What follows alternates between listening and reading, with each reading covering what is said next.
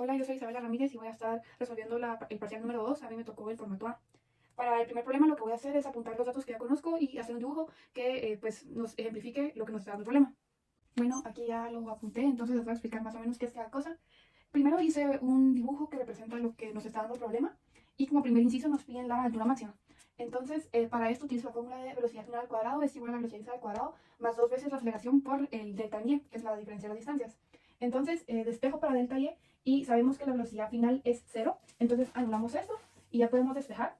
Y al realizar el despeje, la respuesta nos queda de 30.625 metros. Esto que encontramos es la altura, pero no la altura máxima, que es lo que nos están pidiendo. Entonces, para encontrar la altura máxima, lo que se hace es pues, sumar la primera altura que nos dan, que es de 1.50 metros, más la altura que obtuvimos, que fue de 30.625.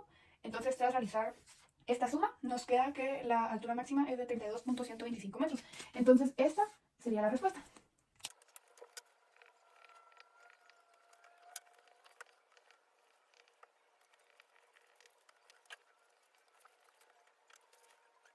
Bueno, el problema 2, que lo puse aquí, nos está preguntando por el tiempo.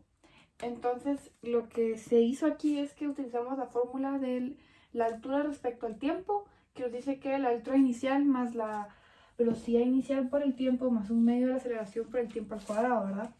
Entonces, sustituyo valores para esta fórmula y pues esto nos va a quedar como una fórmula cuadrática. Entonces, al ingresar los datos en la calculadora nos quedan dos tipos de resultados. La primera es de menos 0.11, que nos indica que podrían ser menos 0.11 segundos, y la segunda de 5.009 segundos. Como conocemos que el tiempo no puede ser negativo, o por lo menos hasta el momento, pues sabemos que la respuesta final sería de 5.009 segundos. Ahora, para el inciso C, que es el último, nos están preguntando la velocidad antes de que este objeto toque el suelo. Entonces, pues lo que se hace acá es la fórmula de la velocidad respecto al tiempo, que es igual a la velocidad inicial más la aceleración por tiempo. Sustituimos valores igual dentro de la ecuación y nos va a quedar que la velocidad antes de que el objeto toque el suelo fue de menos 25.088 metros sobre segundo, que sería esta respuesta. En este problema yo cometí varios errores. Primero, el tiempo no lo logré encontrar por fórmula cuadrática y pues yo no sabía cómo cancelar o asumir que, por ejemplo, en la primera, ¿verdad? Que la velocidad final iba a ser 0. Fueron problemas pues bastante de que no tenía mucho conocimiento respecto al tema y por eso yo fallé en este problema. Y ya pues acá pueden ver todo el procedimiento porque yo creo que de plano de lejos no se ve muy bien, pero así se vería el problema resuelto. Ok, ahora vamos a resolver el problema número 2. Este problema nos hablaba sobre el desplazamiento de una aspiradora. Entonces, en el primer inciso lo que nos están pidiendo es que averigüemos el desplazamiento de la aspiradora tras haber transcurrido 15 segundos. ¿Qué voy a hacer acá? Yo lo que se me hizo más fácil fue tomar la gráfica que me dan y dividirla en tres. Voy a poner la imagen también acá para que la vean. La cosa es que la dividí dentro de tres para yo poder ir haciendo como sector por sector. Entonces, por eso acá se ven como tres divisiones. Y yo pues para eso voy a usar una fórmula que dice que la velocidad de mi aspiradora, yo la nombré VA, va a ser igual a la velocidad inicial más la velocidad final sobre 2. Y eso me da la velocidad. Y para como yo quiero encontrar el desplazamiento y el desplazamiento es una distancia, vengo y digo que con la fórmula de delta en la distancia, que va a ser la velocidad de la aspiradora por la distancia en el tiempo. Entonces procedo a hacer mis cálculos, que son los que están acá. Y encuentro que para mi primer circuito o primer como bloque que yo tomé, la distancia fue de 16 metros, para el segundo fue de 42 metros y para el tercero fue de 25 metros. Entonces, el desplazamiento pues es la suma de estos. Entonces, al final me queda que el desplazamiento fue de 83 metros. Ahora, para el problema número B, nos piden la rapidez instantánea. Esto yo lo pude hacer pues viendo la gráfica que te dan, porque como ya te dan con velocidad y tiempo, solo busco pues en donde sean 12 segundos, que es lo que me están dando, y ya eso me da que son 6 metros por segundo. Ahora para la C nos piden que dibujemos la gráfica, pero ahora con la aceleración. Entonces hay que sacar la aceleración de lo que teníamos ya. Y esto es muy útil porque como yo hice ya esto, ya tengo una idea de los datos que tengo que poner. Entonces igual, a mí se me hace más fácil verlo en bloques, entonces puse un bloque, dos bloques y tres bloques, aquí están divididos. Entonces la forma que utilicé es que la aceleración va a ser la distancia de las velocidades partido la distancia del tiempo. La distancia, perdón, la diferencia. Entonces me queda que en el primero fueron 0, en el segundo 1 y en el tercero menos 2. Entonces a la hora de graficar, aquí está mi gráfica, voy a graficar con ustedes. Pues en el primer sector tenemos que poner la línea en 0. Y el primer sector va de 0 a 4 segundos. Entonces solo dibujo la línea sobre el 0 hasta 4. Luego en el segundo va de 4 a 10 segundos y nos dicen que es en 1. Entonces de 4 a 10, que va a ser más o menos como por acá, dibujo mi otra línea. Y luego para el último va del número 10 al 15, que está más o menos como por acá. Y ese nos dicen que es en menos 2. Entonces más o menos iría por acá y lo jalamos hasta el 15. Y eso sería, así debería verse nuestra gráfica de aceleración y tiempo. De igual manera les muestro para que lo vean.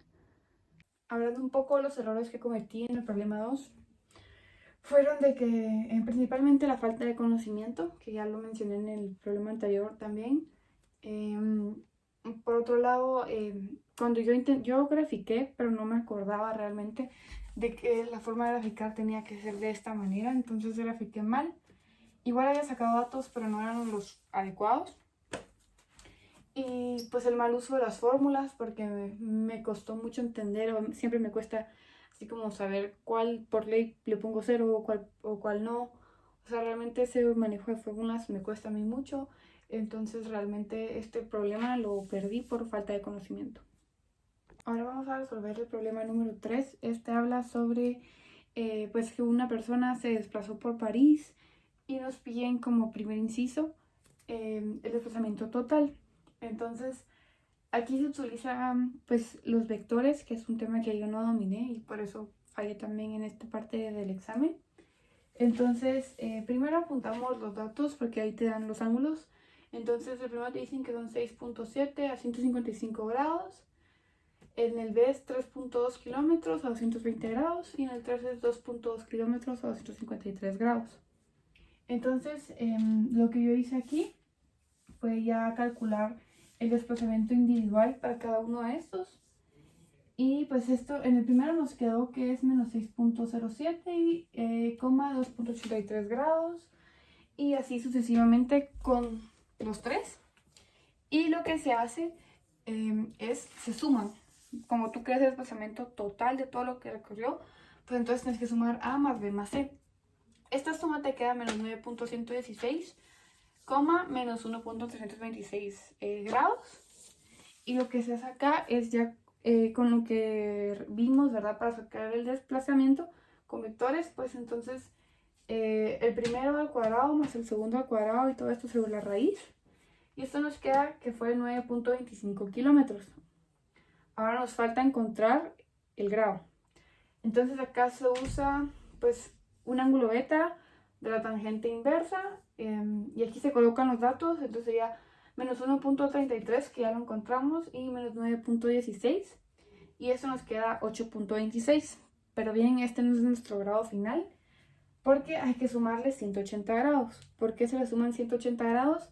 Eso se le suma porque cuando nosotros sumamos pues nuestros desplazamientos, ambos nos quedaron negativos. Entonces, si recordamos la disposición de los cuadrantes, sabemos que en el tercer cuadrante tanto X y Y son negativos.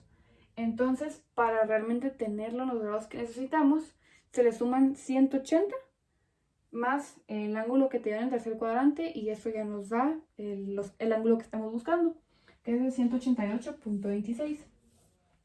Ahora el inciso B nos pide la distancia recorrida. Entonces esto es un poco más sencillo, más fácil, porque lo que se hace es literalmente sumar las distancias que nos dan, que en este caso fueron 6.7 kilómetros más 3.2 kilómetros más 2.2, y eso nos queda un total de 12.1 kilómetros. Entonces, pues realmente mi error en este problema fue mi falta de conocimiento, porque yo desde vectores yo no entendí muy bien el tema de vectores. Entonces también me confié de que no iban a venir vectores en este parcial, y sí me vinieron, y yo pues no tenía mucho conocimiento, casi nada de esto. Entonces esta sí la tuve toda mala. Ahora la B de la distancia recorrida sí la logré tener buena. Y aquí está el procedimiento también para que lo vean. Bueno, ahora para este último problema nos comentan que pues una persona hay un plato en el aire y esta dispara con un rifle al plato. Entonces en el primer inciso nos están preguntando el tiempo que tarda en impactar el proyectil o la bala al plato. Entonces lo que yo hice fue tomar los datos que ya conozco, que es el tiempo de vuelo, que fue de 3.5, lo que pues, se sabe que lleva el plato, la bala en el aire, luego la velocidad de 0,50 y la velocidad inicial de 35 metros sobre segundo, que esa es la velocidad que tiene la bala al salir. Entonces, para esto, realmente lo que se hace es calcular una distancia del rifle respecto al plato. Entonces, yo empecé con el rifle y luego pasé con el plato, meto los datos pues dentro de la fórmula y ya esto me sale que es 62.475 metros. Luego, como nos está preguntando velocidad y no distancia, la velocidad pues es un aspecto clave para poder encontrar la distancia porque los datos que nos daban no se dan para eso. Entonces, ya pues acá coloco despejo para la velocidad final y me sale que es la velocidad inicial del plato cuadrado más 2 veces a la de A por la distancia del plato por el tiempo. Sustituyo datos dentro de eso y me sale que es de 0.7 metros sobre segundo. Entonces ahorita sí ya conozco la velocidad con la que impactó al plato. Y ahora lo que necesito encontrar es la distancia del rifle sobre el proyectil. Entonces acá lo que hago, voy a utilizar la fórmula que tiene un medio por aceleración por el tiempo al cuadrado. La uso para ambos datos que yo logré conseguir porque tenemos la velocidad respecto ahora sí, al plato y al proyectil. Entonces, pues despejo, ¿verdad? Y ya coloco mis datos dentro de la ecuación que ya les dije, dentro de la fórmula, perdón. Ya los coloco y esto me queda que fueron 0.25. Entonces solo le voy a voltear mi hoja para poder seguir respondiendo el problema. Ok, ahora que ya conseguimos el tiempo, ¿verdad? Que fueron 0.25 segundos, que es lo que estábamos buscando, lo que vamos a hacer es que le sumamos 3.5. ¿Por qué le sumamos 3.5? Es porque el problema ya nos indica que ya tenían un tiempo en el aire y ese tiempo era de 3.5. Entonces al sumar nos quedan 3.75 segundos y ese es el tiempo. Ahora, el inciso B nos están pidiendo que hallemos la posición en la cual se produce el impacto. Para eso vamos a utilizar que la distancia respecto al plato va a ser igual a la velocidad inicial del plato por el tiempo final, más un medio de la aceleración por el tiempo final cuadrado.